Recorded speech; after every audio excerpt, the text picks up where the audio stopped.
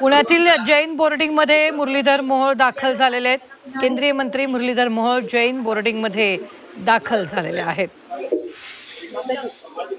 जमीन व्यवहार प्रकरणी 1 तारखेपासून आंदोलन होणार असल्याचं जैन मुनींनी म्हटलेलं आहे. त्यानंतर आता मुरलीधर मोहोळ जैन मुनींची भेट घेण्यासाठी जैन बोर्डिंग मध्ये दाखल झालेले आहेत. पुणे जैन बोर्डिंग जमीन लाटल्याचं प्रकरण हे आहे. त्यानिमित्तानं यावेळी मुरलीधर मोहोळ जैन मुनींची भेट घेण्यासाठी तिथं पोहोचलेले आहेत. तर जमीन व्यवहार प्रकरणी 1 तारखेपासून आंदोलन होणार असल्याचं जैन मुनींनी म्हटलेलं आहे. आता मुरलीधर मोहोळ त्यांची भेट घेण्यासाठी जैन मुनींची भेट घेण्यासाठी इथं दाखल झालेले आहेत. पुण्यातील जैन बोर्डिंग मध्ये मुरलीधर मोहोळ दाखल झालेले आहेत. उनको अगर कुछ बात रखनी है तो वे ही बोलेंगे, इसके अलावा कोई नहीं बोलेगा नहीं।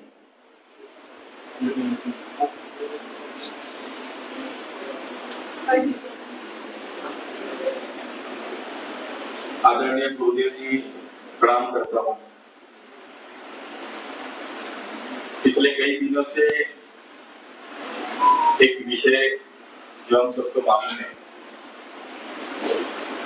जैन बोर्डिंग के संबंध जो शुरू है, अब उसको सभी हमारे जैन बांधवों की सभी की जो भावना है, एक पुणे का सांसद होने के नाते, आपका प्रतिनिधि होने के नाते मैं बहुत ही गंभीर से देख रहा हूं। मला असं वाटतं की मागच्या काही दिवसांमध्ये या विषयामध्ये खूप काही गोष्टी घडल्या। एक सर्वप्रथम माझं काम हे खरं तर कुठल्याही समाजाला न्याय मिळवून देण्याचं असलं पाहिजे,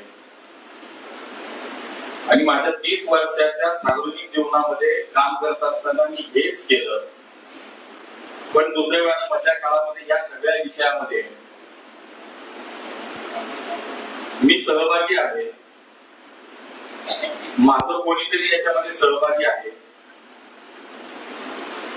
अशी चर्चा झाली, असे आरोपही झाले। वारंवार मी या अनेक विषयांचं स्पष्टीकरण केलं।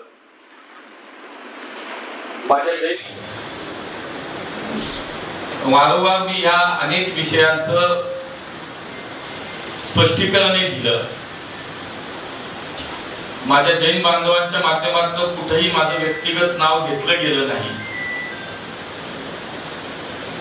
माझा या विषयाशी संबंध कसा नाही हे अनेक वेळा पुराव्यानिशी सुद्धा मी आपल्या सगळ्यांच्या समोर, प्रसार माध्यमांच्या समोर सुद्धा ठेवलं, पण तरी हा विषय काही थांबत नव्हता। आदरणीय गुरुदेवजींचा संदेश त्या दिवशी मी व्हिडिओच्या माध्यमातून पाहिला आणि त्यांनी असं म्हटलं की आप हमारे सांसद हो, आप आइए, आप मिलिए और हमारे समाज के साथ खड़े रहिए। शेवटी कुठल्याही समाजाचे गुरु असतात, आचार्य असतात, ऋषी असतात, हे सर्वांना वंदनीय असतात, हे पूजनीय असतात, आणि म्हणून मी आता बाहेर कुठं बोलण्यापेक्षा आपल्याशीच बोलावं हे मला पटलं। गुरुदेवजींनी जे आवाहन केलं त्यानुसार आज त्यांचं दर्शन घ्यायला मी इथं आलो। त्यामुळे मी आता माझी अधिक बाजू मांडायला इथं नाही आलो, कारण जर मला माझ्यामध्ये काही दोष असतात, चूक असती तर मी इथपर्यंत आलोच नसतो। पण ऋषी महात्म्यांचा आदर ठेवला पाहिजे। गुरुदेवजींनी सांगितल्यानंतर त्यांच्या दर्शनाला आलो, ते सांगतील ते ऐकायला आलोय, हे मी तुम्हाला सांगतो। आणि म्हणून या सगळ्या विषयामध्ये याचं वेगळं राजकारण झालं। आमच्या जैन बांधवांनी तिथल्या जैन बोर्डिंगचा विषय हा सोयीनं राजकारणासाठी डायव्हर्ट होत गेला आणि व्यक्तिगत राजकारण आणि त्याच्यावरती अनेक गोष्टी घडत गेल्या,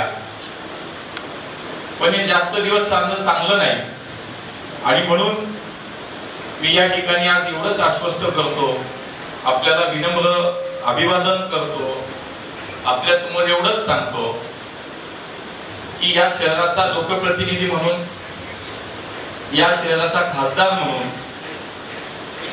जे काही जैन बांधवांच्या सोबत न्याय होणं अपेक्षित आहे, पुढच्या काही दिवसात त्याचा न्याय होण्यासाठी माझी महत्वाची भूमिका राहील आणि लवकरात लवकर हा विषय समाजाला हवा तसाच सुटला जाईल हे मी या ठिकाणी आपल्याला आश्वस्त करतो. कुठल्याही प्रकारे आपल्याला आपल्या हक्कासाठी, न्यायासाठी भांडावं लागणार नाही, आपल्याला कुठल्याही प्रकारचं त्रास होणार नाही हे या ठिकाणी मी खात्रीलायक आपल्याला सांगतो. आणि म्हणून शेवटी ही भूमिका कुणीतरी घ्यावी लागते. हा उशीर यासाठी झाला की त्याच्यामध्ये माझंच नाव घेतलं गेल्यामुळं कदाचित त्याला उशीर झाला की मी कधी भूमिका घ्यावी. पण सातत्याने आपल्या सगळ्या लोकांशी मी संपर्कात होतो. आपले योगेशजी असतील, लक्ष्मीकांतजी असतील, अक्षय असेल, या सगळ्यांशी सुद्धा सातत्यानं संपर्कात होतो. आणि म्हणून हा विषय अधिक न वाढता गुरुदेव आपण जे सांगा त्या पद्धतीनेच हा विषय संपेल. तो पुढच्या काही दिवसाच्या आत, म्हणजे आपल्याला जे आपण घोषित केले, पुढचा आपण जो अन्नत्याग करण्याचा जो निर्णय घेतलाय, मी आपल्याला या ठिकाणी सांगतो ती वेळ येणार नाही. त्याच्या आतमध्येच हा सगळा विषय संपेल, आपल्याला हवा तसा संपेल, एवढंच या निमित्तानं आपल्याला मी आश्वस्त करतो. आणि आपण मला ज्या पद्धतीने प्रेमाची, आपुलकीची एक जी साथ घातली आहे, जे आव्हान केले, शेवटी प्रेमाला प्रेमानेच साथ दिली जाते. आणि त्यामुळे आपण आव्हान केले, आपण आशीर्वाद द्याल त्याच पद्धतीने, आपण सूचना द्याल त्याच पद्धतीनं हा विषय कसा संपेल यासाठी या शहराचा लोकप्रतिनिधी म्हणून, आपल्या सगळ्यांचा खासदार म्हणून तुम्ही मला निवडून दिलंय आणि त्यामुळे माझं कर्तव्य जनतेप्रती पहिलं आहे. त्यामुळे हा समज गैरसमज 2 मिनिटं बाजूला ठेवू, त्याला खूप दिवस पुढे जाऊन सुद्धा आपण त्याच्यावरती काम करू, चर्चा करू, स्पष्ट अस्पष्ट काय असेल त्याच्यावर खूप आधी पुढे जाऊन पण काम करू. पण आज तातडीनं हा विषय लवकरात लवकर संपवण्यासाठीची जी भूमिका लागेल ती भूमिका या ठिकाणी घेतली जाईल, त्यासाठीच मी आलो हे या ठिकाणी नम्रपणे सांगतो. खूप खूप आपल्याला धन्यवाद, आपल्याला नमस्कार.